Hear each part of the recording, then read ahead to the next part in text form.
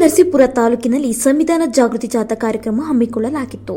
ತಾಲೂಕಿನ ಸತಲಕಾಡು ಹೋಬಳಿಯ ಬಿ ಶೆಟ್ಟಹಳ್ಳಿ ಮತ್ತು ಹೊಳೆಸಾಲು ಗ್ರಾಮದಲ್ಲಿ ನಡೆದ ಕಾರ್ಯಕ್ರಮದಲ್ಲಿ ಪಿಡಿಒ ಕೆಂಬೇಗೌಡ ಅವರು ಸಂವಿಧಾನ ಪೀಠಿಕೆ ಬೋಧನೆ ಮಾಡಿದರು.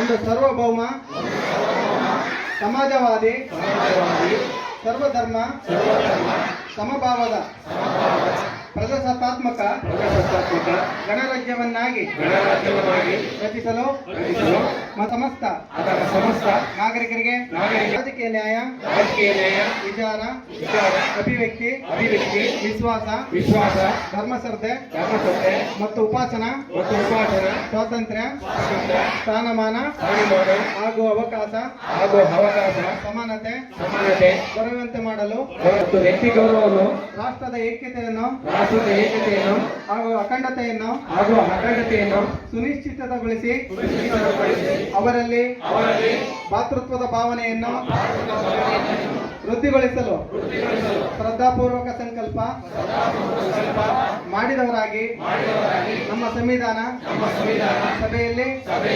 1949ನೇ ಇಸ್ವಿ ನವೆಂಬರ್ ತಿಂಗಳ 26ನೇ ತಾರೀಖಾದ ಈ ದಿವಸ ಈ ಮೂಲಕ ಈ ಸಂವಿಧಾನವನ್ನು ಅಂಗೀಕರಿಸಿ ಅಧಿನಿಯಮಿಸಿ ಅರ್ಪಿಸಿಕೊಂಡಿರುತ್ತೇವೆ. ಈ ಸಂದರ್ಭದಲ್ಲಿ ಪಂಚಾಯಿತಿಗಳ ಅಧ್ಯಕ್ಷರು ಮತ್ತು ಉಪಾಧ್ಯಕ್ಷರು ಸೇರಿದಂತೆ ಮತ್ತಿತರರು ಉಪಸ್ಥಿತರಿದ್ದರು.